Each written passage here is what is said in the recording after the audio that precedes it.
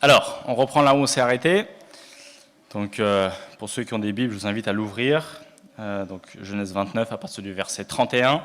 Et aujourd'hui, on va jusqu'au verset 24 du chapitre 30. Alors, une petite question sociologique, psychologique pour démarrer ce message. Est-ce que quelqu'un d'entre vous a déjà entendu parler du syndrome du sommet ? Du sommet. Le syndrome du sommet. D'autres parlent aussi du paradoxe du succès. Ça vous dit quelque chose ? Ouais, c'est presque ça. Hein. C'est un syndrome qui atteint les gens qui ont beaucoup d'argent. Parce que ces gens qui ont beaucoup d'argent, ils peuvent se permettre d'acheter ceci, cela, et ils en ont de plus en plus. Et à un moment donné, ces personnes, en fait, bien souvent finissent soit par se suicider, ou par sombrer dans des addictions et des trucs comme ça, parce que ces personnes ressentent un vide existentiel, parce qu'elles se rendent compte que, en fait, elles peuvent tout se permettre dans ce monde, mais il n'y a rien qui les comble vraiment. Et je pense que c'est quelque chose qu'on connaît à plus petite échelle. Hein. Peut-être que quand vous étiez petit, il y avait le camion téléguidé de votre voisin et vous étiez « Oh, si seulement je pourrais avoir ce camion téléguidé, je serais heureux !» Et puis pour Noël, vos parents vous offrent ce camion téléguidé, vous jouez 2-3 jours avec, et puis d'un coup c'est « Si seulement je pourrais avoir l'avion téléguidé de mon voisin !» Et puis voilà, ça s'arrête jamais. Hein. Et aujourd'hui, on va voir que dans notre texte, c'est un peu comme ça aussi. Hein. On va aussi le voir dans la réaction de Rachel, qui va demander à Dieu « Mais s'il te plaît, donne-moi un enfant !» Et puis Dieu, enfin, à la fin, on va voir notre dernier verset, Dieu lui donne un enfant. Et la réaction de Rachel est triste. Rachel dit « Je l'appelle Joseph. » Et vous savez c'est quoi le commentaire ? C'est « Dieu, donne-moi-en un autre. » Elle ne peut pas être contente avec ce qu'elle vient de recevoir. Elle est déjà en train de penser à la prochaine chose qu'elle pourrait avoir. Donc aujourd'hui, comme on l'a dit au début, on veut vraiment prêcher la solution. Et la solution ici, c'est le contentement. Pas que les problèmes que ici nos deux filles font face ne sont pas des vrais problèmes, mais la façon dont elles veulent résoudre les soucis ne sont pas exemplaires. Donc on va lire le texte, et puis on va se lancer dans l'étude. L'Éternel vit que Léa n'était pas aimée, et il lui permit d'avoir des enfants, tandis que Rachel était stérile. Léa tomba enceinte et mit au monde un fils qu'elle appela Ruben, car elle dit « L'Éternel a vu mon humiliation, et désormais mon mari m'aimera. » Elle tomba encore enceinte et mit au monde un fils. Et elle dit « L'Éternel a entendu que je n'étais pas aimée, et il m'a aussi accordé celui-ci. » Et elle lui donna le nom de Siméon. Elle tomba encore enceinte et mit au monde un fils. Et elle dit « Cette fois-ci, mon mari s'attachera à moi, car je lui ai donné 3 fils. » C'est pourquoi on l'appela Lévi. Elle tomba encore enceinte et mit au monde un fils. Et elle dit « Cette fois, je célébrerai l'Éternel. » C'est pourquoi elle lui donna le nom de Juda. Puis, elle cessa d'avoir des enfants. Lorsque Rachel vit qu'elle ne donnait pas d'enfants à Jacob, elle fut jalouse de sa sœur et dit à Jacob « Donne-moi des enfants ou je meurs !» La colère de Jacob s'enflamma contre Rachel et il dit « Suis-je à la place de Dieu qui t'empêche d'avoir des enfants ?» Elle dit « Voici ma servante Bilha. Aie des relations avec elle, qu'elle mette un enfant au monde sur mes genoux, et que par elle j'ai aussi des fils. » Elle lui donna pour femme sa servante Bilha, et Jacob eut des relations avec elle. Bilha tomba enceinte et donna un fils à Jacob. Rachel dit « Dieu m'a rendu justice. Il m'a même écouté et m'a accordé un fils. » C'est pourquoi elle l'appela Dan. Bilha, la servante de Rachel, tomba encore enceinte et donna un deuxième fils à Jacob. Rachel dit « J'ai lutté divinement contre ma sœur et j'ai été victorieuse. » Et elle l'appela Nephtali. Voyant qu'elle avait cessé d'avoir des enfants, Léa prit sa servante Zilpa et la donna pour femme à Jacob. Zilpa, la servante de Léa, donna un fils à Jacob. Léa dit « Quel bonheur !» Et elle l'appela Gad. Zilpa, la servante de Léa, donna un deuxième fils à Jacob. Léa dit « que je suis heureuse. Oui, les femmes me diront heureuse. Et elle l'appela Azer. Ruben sortit à l'époque de la moisson des blés et trouva des mandragores dans les champs. Il les apporta à sa mère Léa. Rachel dit alors à Léa, « Donne-moi, je t'en prie, les mandragores de ton fils. » Elle lui répondit, « Est-ce trop peu d'avoir pris mon mari pour que tu prennes aussi les mandragores de mon fils ?» Rachel dit, « Eh bien, il couchera avec toi cette nuit en échange des mandragores de ton fils. » Le soir, quand Jacob revint des champs, Léa sortit à la rencontre et dit, « C'est vers moi que tu viendras, car je t'ai eu en salaire contre les mandragores de mon fils. » Et il coucha avec elle cette nuit-là. Dieu exauça Léa. Elle tomba enceinte et donna un 5e fils à Jacob. Léa dit, « Dieu m'a donné mon salaire parce que j'ai donné ma servante à mon mari. » Et elle l'appela Isaacar. Léa tomba encore enceinte et donna un 6e fils à Jacob. Léa dit, « Dieu m'a fait un beau cadeau. Cette fois, mon mari habitera avec moi, car je lui ai donné 6 fils. » Elle l'appela Zabulon. Ensuite, elle mit au monde une fille qu'elle appela Dina. Dieu se souvint de Rachel, il l'exauça et lui permit d'avoir des enfants. Elle tomba enceinte et mit au monde un fils.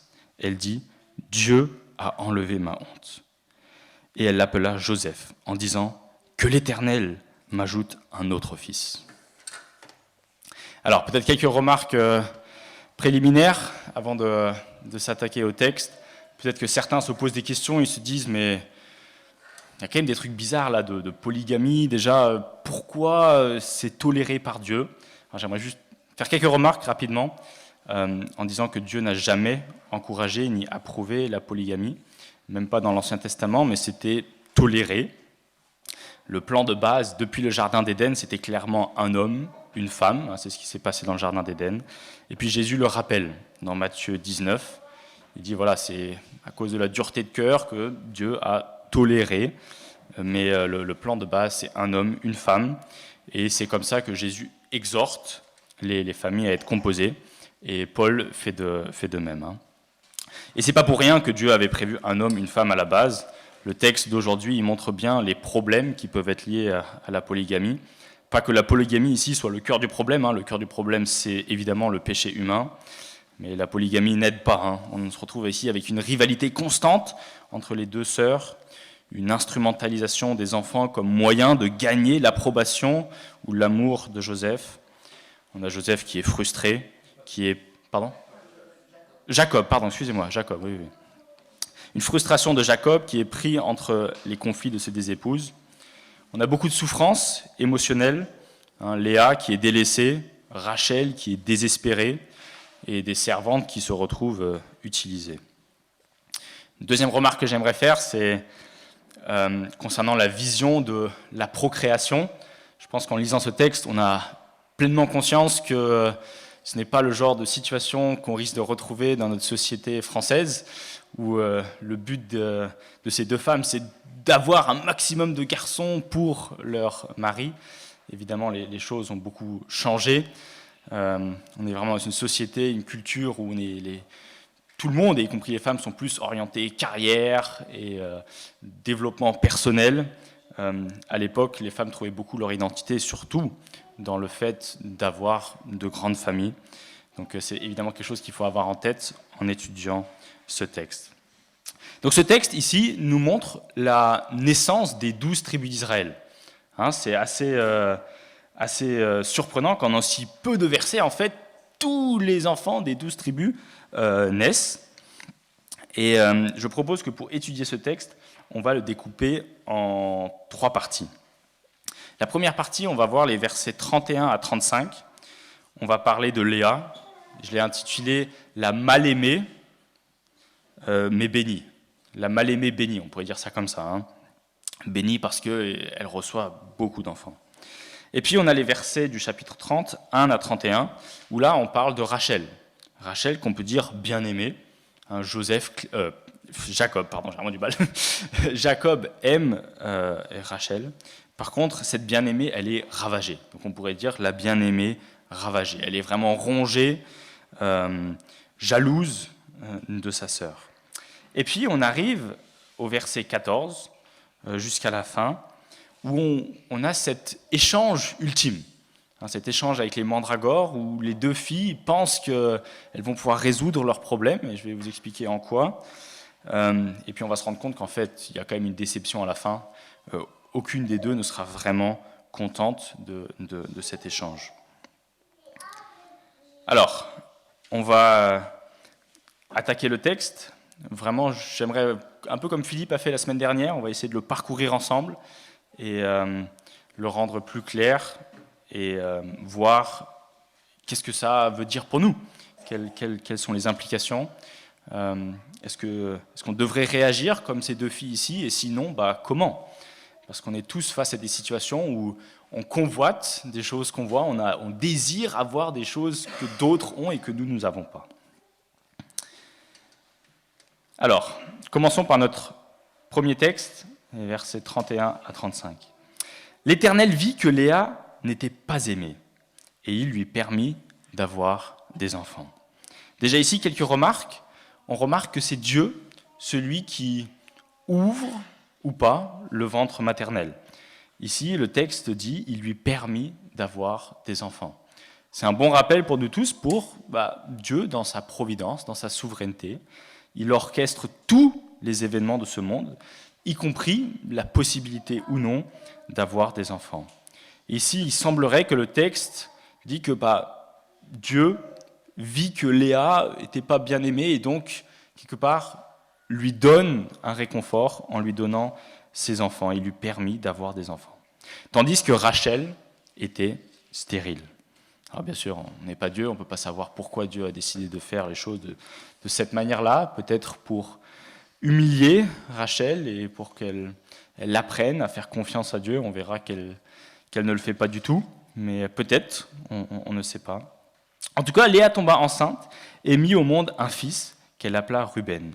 Et elle dit « L'Éternel a vu mon humiliation et désormais mon mari m'aimera. » Alors il y a une chose qui est flagrante ici dans ce que Léa dit, c'est qu'elle a des enfants dans le but de recevoir quoi ? À quoi est-ce qu'elle s'attend en ayant ce fils aîné ?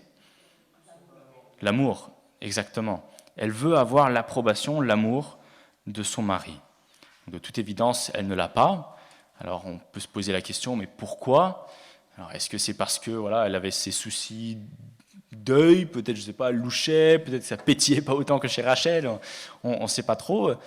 Mais est-ce que c'est uniquement physique ? Est-ce que c'est aussi Jacob qui s'est senti roulé un peu aussi par Léa, si Léa était complice avec son papa, est-ce que dès le début, ils avaient une relation très compliquée et qu'ils étaient vraiment en bis-bis depuis le début ? C'est possible aussi, et c'est quelque part compréhensible aussi de la part de Jacob, même si on ne veut pas l'excuser. Il devrait aimer ses femmes de la même façon. Mais voilà, peut-être que les circonstances de cette nuit de mariage où il était sous ont fait que le mariage a très mal commencé et que la relation a du mal à être ce qu'elle devrait être au sein d'un mariage. Mais en tout cas, une chose qu'il faut noter aussi, c'est que Léa nous montre ici, son accent n'est pas la reconnaissance. Elle ne dit pas « Oh merci Seigneur, malgré mon humiliation, tu m'as donné un fils, merci pour cela », mais sa réaction c'est « Ah, j'ai eu ce fils et j'espère que je vais pouvoir instrumentaliser cela pour recevoir ce que je n'ai pas ». C'est vraiment le désir d'avoir ce qu'elle n'a pas encore.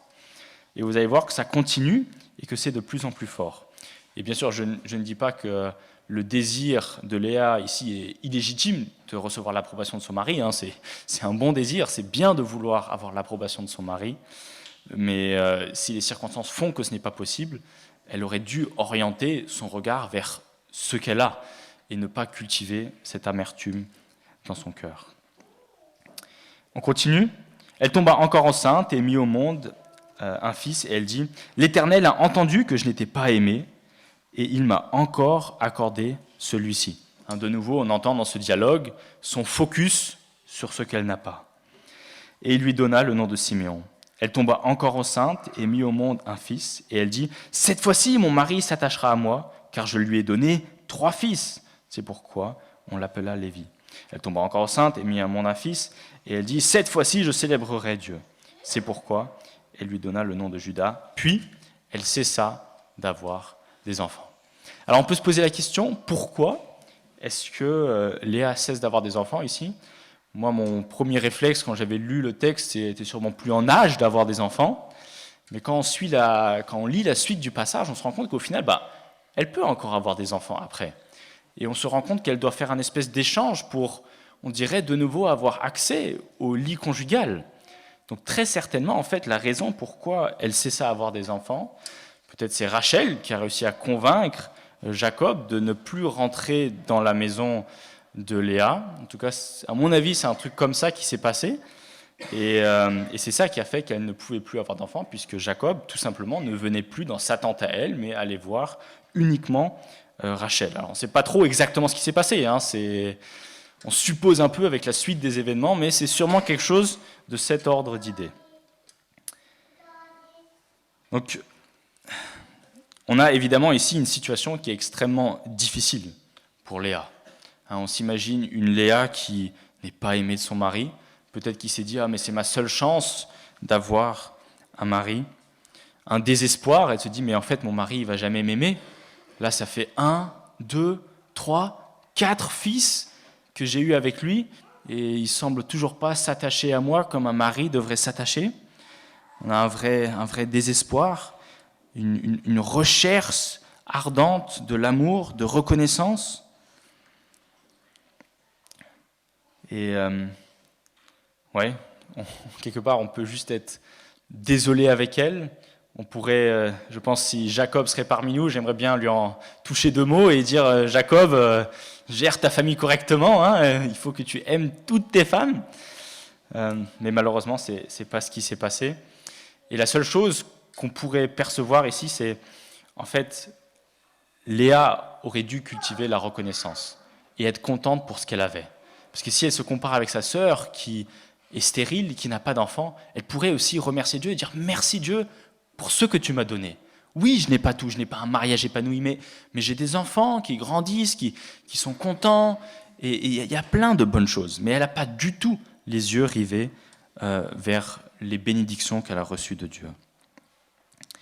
Et pourtant, on va voir aussi, et Philippe en avait touché un mot, que ce 4e enfant, Judas, de qui viendra Jésus, est la bénédiction suprême de Léa. Même si elle ne s'en rend pas compte, mais c'est à travers la faiblesse, la femme mal aimée, la vache, on pourrait dire, que Dieu se sert des choses faibles, des gens mal aimés, pour mener à bien son plan. Et Jésus, le roi David, et puis Jésus va naître de la lignée de Judas, un des enfants de Léa. On passe à notre deuxième passage. On parle de Rachel, qui elle est bien aimée, a une grande relation d'amour avec Jacob, mais pourtant qui est jalouse et qui a le cœur ravagé d'amertume. On continue à lire. Lorsque Rachel vit qu'elle ne donnait pas d'enfant à Jacob, elle fut jalouse de sa sœur, et elle dit à Jacob, « Donne-moi des enfants ou je meurs. » Vous voyez combien c'est fort, hein ? Vraiment, ça l'a vraiment rongé, mais complètement. Elle a vu sa sœur qui a eu 4 enfants, et elle n'a qu'une envie, c'est d'avoir des enfants aussi. Et ses termes sont très forts. Elle dit, mais s'il te plaît, Jacob, donne-moi des enfants, ou sinon, peut-être pas physiquement, mais intérieurement, elle aurait envie de se tuer, mais en tout cas, elle parle de la mort. Donc vraiment, son souci intérieur est extrêmement fort. Puis on voit la réaction de Jacob. La colère de Jacob s'enflamma contre Rachel et dit « Suis-je à la place de Dieu qui t'empêche d'avoir des enfants ?» Alors sûrement dans la forme, pas très gentil, élégant, comment il répond à sa femme, mais dans le fond, il a bien raison. En fait, il ne peut rien faire. Quelque part, c'est Dieu qui va décider si oui ou non, elle va pouvoir avoir des enfants. Et puis on voit ici sa réaction. Elle prend exemple sur sa grand-mère. Je suis sûr que vous avez lu ça, vous vous êtes dit « Ah, ça, c'est du Sarah tout craché ». Et effectivement, elle n'a pas appris sa leçon de sa grand-mère, où il y a eu après des conflits familiaux en donnant sa servante. Et pourtant, elle va faire exactement la même chose. Elle dit « Voici ma servante Bila ». Elle ne voit pas d'autre solution.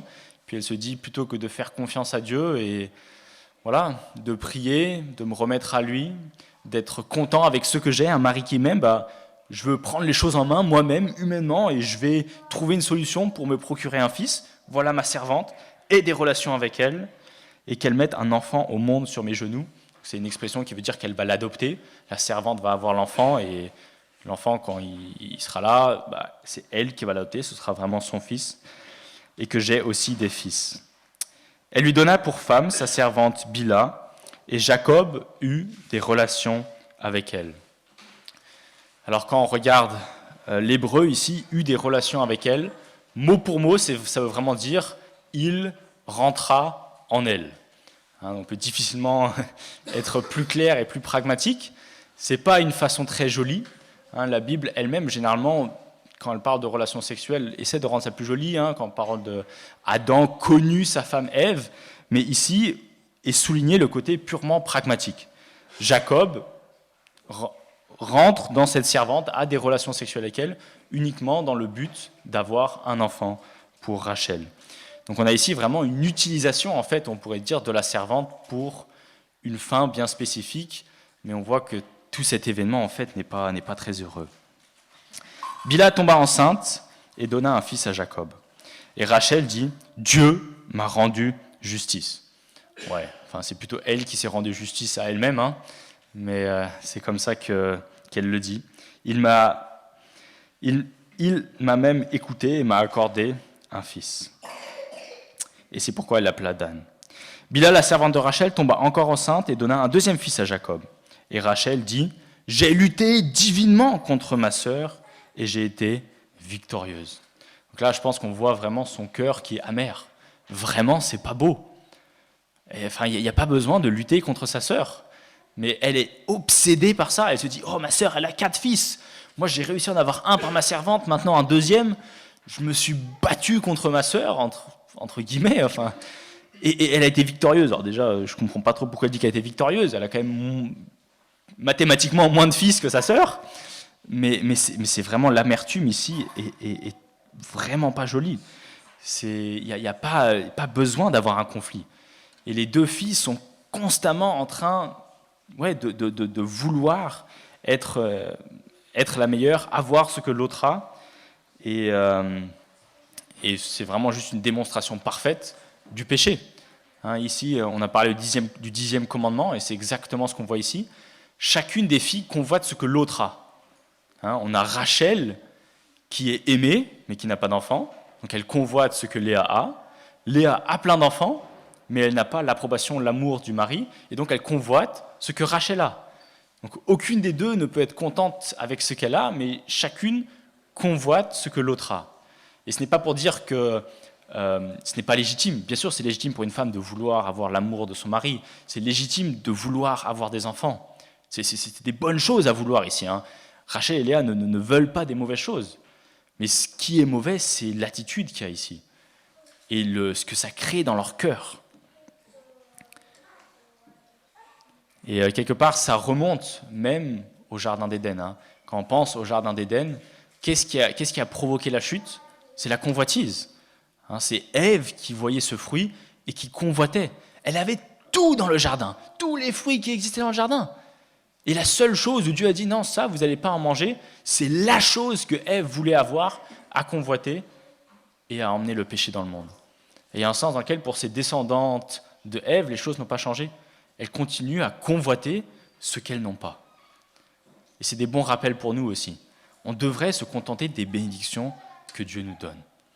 Il y a des bonnes choses qu'on pourrait avoir et qu'on a le droit de vouloir avoir. Mais on ne devrait pas être dans de la jalousie, dans de la convoitise. Et c'est là que les enseignements que Jacques, le frère de Jésus, nous donne dans Jacques 3 sont extrêmement précieuses pour nous. Je continue. Voyant qu'elle avait cessé d'avoir des enfants, Léa prit sa servante Zilpa et la donna pour femme à Jacob. Donc, la guerre continue ici. Léa se dit « Oh mince, elle en a 2, moi j'en ai 4. Il faut que je m'assure que je garde un peu mon avance. Tiens, prends ma servante, on va avoir des enfants comme ça. » Zilpa, la servante de Léa, donna un fils à Jacob. Léa dit « Quel bonheur !»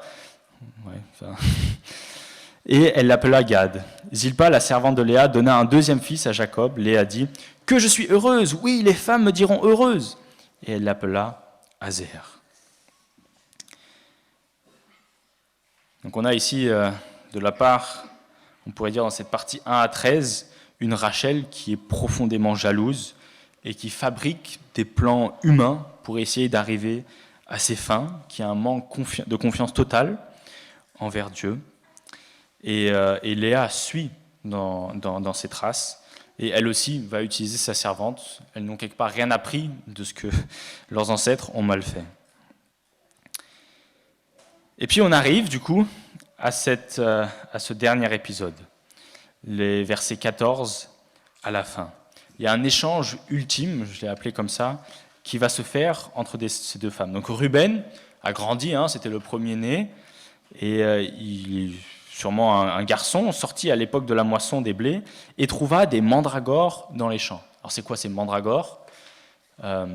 C'est des plantes en fait, dont on utilisait les racines, qui apparemment, ces racines avaient une certaine forme humaine, qui était utilisée dans la culture surtout égyptienne, dans le but de fertiliser une femme. Donc là, c'était de la superstition, mais l'idée c'était que ces racines, lorsqu'on les mange, une femme devient fertile et peut avoir des enfants. Donc vous comprenez bien pourquoi, pour Rachel, c'était quelque chose de très précieux. Apparemment, elle croyait en cette superstition, et du coup, elle se dit, mais il me faut absolument ces mandragores que Ruben a trouvés. Et donc, elle dit à Léa, donne-moi, je t'en prie, les mandragores de ton fils. Et puis, Léa, qui sûrement n'avait plus accès au lit conjugal avec son mari, eh bien, se dit, ok, d'accord, très bien, je te donne les mandragores, mais en échange, c'est moi qui vais pouvoir coucher avec Jacob cette nuit et de nouveau avoir accès au lit conjugal. Donc quelque part, les deux se disent ici, c'est un bon plan pour toutes les deux. Toi, tu vas peut-être devenir fertile, avoir des enfants, et moi, en échange, j'ai de nouveau accès à la possibilité d'avoir des enfants. Donc encore une fois, un plan totalement humain, où Rachel ne fait pas du tout confiance à Dieu, mais utilise une plante en espérant que ça lui fasse avoir des enfants. Et Léa, qui rentre dans ce jeu et qui se dit, elle veut tellement l'approbation de son mari, et je le redis, c'est légitime, qu'elle engage cet échange pour de nouveau avoir accès à son mari. Donc le soir, quand Jacob revint des champs, Léa sortit à sa rencontre et dit, « C'est vers moi que tu viendras, car je t'ai eu en salaire contre les mandragores de mon fils. » Donc là aussi, on voit combien la famille est dysfonctionnelle. Il y a un échange matériel qui se fait. Ok, ouais, les mandragores sont arrivés. Jacob aussi, il me surprend un peu, dans le sens qu'il ne gère pas du tout sa famille. Tu as l'impression que les femmes, elles manigancent un peu ce qu'elles veulent. Tiens, prends ma servante, on fait un échange, là, cette nuit, tu vas chez elle, après, tu iras chez lui. C'est elle qui régisse un peu, en fait, tout ce qui se passe. Et Jacob fait juste, planning ce soir chez elle. Ah, ok, d'accord, oui, un échange, bon, ok. Et il s'occupe pas du tout de ce qui se passe à la maison, en fait. Je sais pas vraiment ce qui se passait par sa tête. Est-ce qu'il se disait juste, tant que je peux avoir des relations sexuelles, je sais pas ce qu'il se disait. Mais en tout cas, il n'est pas du tout exemplaire dans la façon de gérer son foyer. Et donc il coucha avec elle, et Dieu exauça Léa. Elle tomba enceinte et donna un 5e fils à Jacob. Et Léa dit, Dieu m'a donné mon salaire parce que j'ai donné ma servante à mon mari. Alors pareil, curieux. Léa pense qu'elle a reçu une récompense parce qu'elle avait donné sa servante à son mari. Je suis vraiment pas sûr de comprendre pourquoi, mais encore une fois, pas une bonne réaction. Et puis encore un fils, et puis on a finalement, et c'est surprenant, on se posait la question hier avec Laura, mais pourquoi est-ce que Dieu exauce Rachel malgré tout l'amertume, le péché qui est dans son cœur? Finalement, Dieu décide quand même d'exaucer Rachel. Il l'exauça et lui permit d'avoir des enfants. Et quelque part, on voit que cet échange est un échec. Les deux filles pensaient, à travers cet échange, recevoir ce qu'elles voulaient. Finalement, on se rend compte que Léa ne sera toujours pas plus aimée qu'elle l'a été avant. Et Rachel, ce n'est pas les plantes qui font qu'elle est fertile. Hein, la preuve, Léa va avoir 2 enfants et elle n'en aura toujours pas, et c'est après au moins 2 ans qu'elle tombe enceinte. Donc preuve comme quoi c'est bien Dieu qui lui permet d'avoir des enfants. Et comme je l'avais mentionné au début, la réaction n'est pas belle ici. Hein, Rachel, tout de suite, elle a un enfant. Et au lieu de dire « Merci Seigneur, après tant d'années d'attente, que j'ai enfin un enfant », bah, sa réaction c'est « Donne-moi-en un deuxième ». C'est vraiment le garçon qui vient de recevoir la voiture téléguidée et un jour après se dit « Maintenant je veux l'hélicoptère téléguidé ». Et puis au final, c'est un cycle qui ne s'arrête jamais. Et donc ce que ça nous apprend, en fait, c'est que l'humain est heureux quand il se contente de ce qu'il a. Et c'est vraiment ça qu'on veut se rappeler ce matin. C'est que ce n'est pas parce que ce que vous convoitez, vous allez l'avoir, que vous allez être heureux. C'est faux, c'est un mensonge ça. C'est pas ça qui va nous rendre heureux. Ce qui nous rend heureux, c'est d'être satisfait et content dans la situation dans laquelle Dieu nous place actuellement. Et puis je le répète, ce n'est pas les désirs de ces 2 femmes ici, c'est important aussi, ne sont pas illégitimes. Hein, c'est pour nos épouses ici, c'est légitime de vouloir être aimée de son mari, d'avoir son approbation. C'est des bonnes choses. Vouloir avoir des enfants, c'est une bonne chose aussi. Et ouais, voilà, si c'est une difficulté, ayez confiance en Dieu et que nos regards soient vraiment fixés sur ce que nous avons déjà. Et si on reçoit plus, merci Seigneur. Mais faisons attention de ne pas être rongés par ce que nous n'avons pas. Et c'est vrai pour l'enfant qui peut-être désire absolument avoir le jouet de son voisin. Ça peut être aussi pour l'adulte qui peut-être convoite le mariage de son prochain. Oh, qu'est-ce que ça se passe bien, ou la maison, ou la voiture. Mais qu'est-ce qu'il a une belle voiture, celui-là, si seulement je pourrais avoir cette voiture-là. Eh bien les amis, c'est un bon rappel aujourd'hui, quand on lit ce texte, qu'on devrait apprendre à être heureux avec ce que nous avons. Et peut-être la clé de cela, et c'est l'enseignement biblique, c'est que nous ne devrions pas chercher notre identité dans ce que nous n'avons pas encore. L'humain, de sa nature pécheresse, va constamment faire ça, et rechercher son identité dans ce qu'il n'a pas encore. C'est la personne qui va dire « si seulement dans mon entreprise je pourrais avoir tel poste, alors je serais heureux ». Et cherche son identité là-dedans. Ou ça pourrait être aussi la personne qui dit « si un jour j'ai telle maison avec tel confort de vie, alors je serai heureux ». Et la personne trouve son identité dans cela.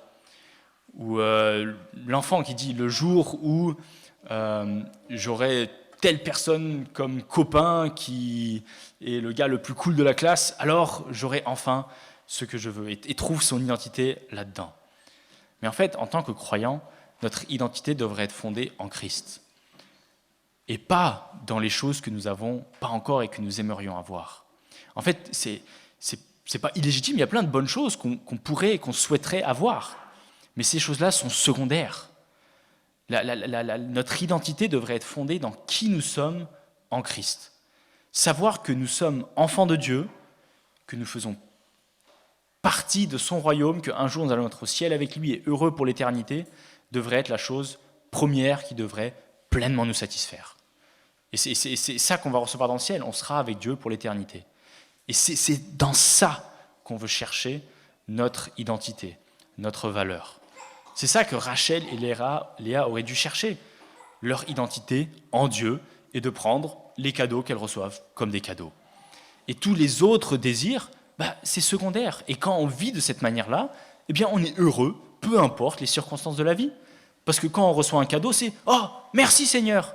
Et quand on n'a pas quelque chose, on dit « Ok, peut-être pour plus tard, je veux te faire confiance Seigneur. » Voilà, je pense que ces quelques rappels ont été bénéfiques pour nous. J'aimerais rappeler quelques applications pratiques, ou peut-être juste résumer rapidement le passage. Ici, on voit que la jalousie, elle empoisonne la relation familiale ici. La rivalité qu'il y a entre ces 2 filles détourne complètement leur regard sur la valeur qu'elles ont réellement. Au final, ni Léa ni Rachel sont satisfaites. Les 2 finissent mécontentes, insatisfaites. Je me suis même fait la remarque, sûrement en fait, que Léa et Rachel étaient sûrement moins heureuses que les servantes. Ça peut paraître surprenant, mais sûrement que les servantes, en fait, étaient plus heureuses dans la position qu'elles avaient que ces deux filles qui se battaient. Elles cherchaient leur identité dans ce qu'elles n'ont pas, au lieu de la trouver en Dieu. Et notre culture, quelque part, n'aide pas. Dans notre culture, on est poussé à nous comparer dans nos talents, dans nos familles, dans nos carrières, dans le succès que nos vies ont. Et en vrai, ce qu'il faut se rappeler, c'est que notre vraie valeur est en Dieu. Et j'espère que c'est une vérité qui rentre bien profond dans le cœur de chacun d'entre nous et nous aide à être des êtres humains heureux qui vivons avec Dieu. Et on voit ici aussi la manipulation qu'il y a, la recherche du contrôle. Ces deux femmes sont face à des choses qu'elles ne peuvent contrôler. On ne peut pas contrôler quand est-ce qu'on va avoir des enfants. Et pourtant, elles vont essayer de faire en sorte, tiens, prends ma servante, on va manger une plante. Et au final, ni l'une ni l'autre est heureuse, comme je l'ai dit. Et voilà, c'est désolant. Mais par contre, il y a de l'espoir, et on l'a rappelé, c'est que dans la Genèse, on se souvient de cette personne qui va venir écraser la tête du serpent et réduire à néant un jour tous nos pensées pécheresses de désirer toujours ce qu'on n'a pas. Et cette promesse continue. Et c'est pour ça qu'il y a des descendants. Et c'est pour ça qu'il va y avoir toute cette histoire avec Israël. C'est pour ça que Juda est né. C'est pour qu'un jour, le roi David puisse naître et que du roi David puisse naître le Messie. Lui qui écrasera la tête du serpent et en qui nous pouvons réellement trouver notre valeur.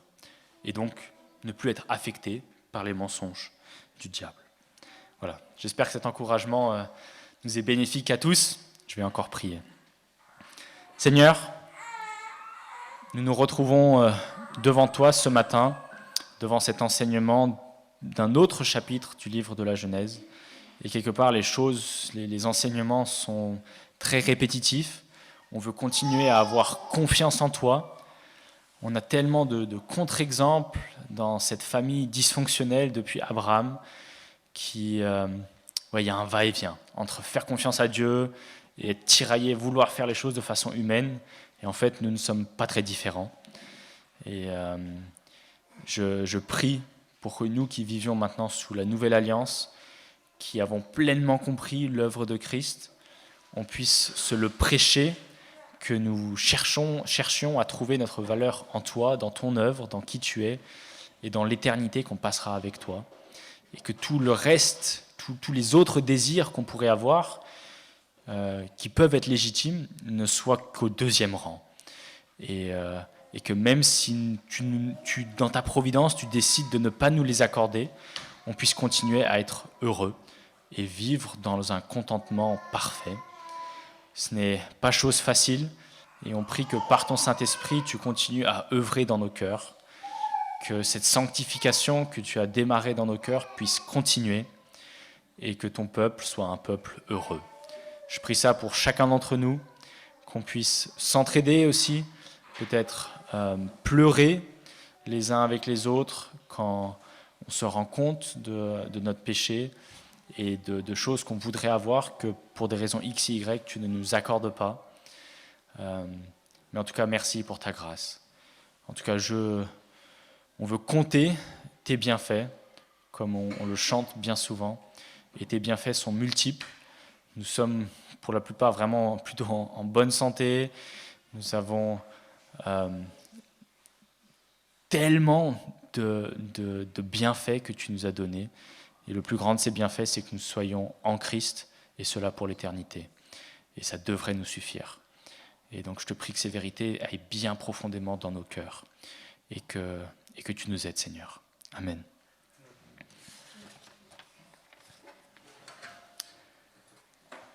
On va continuer par un chant.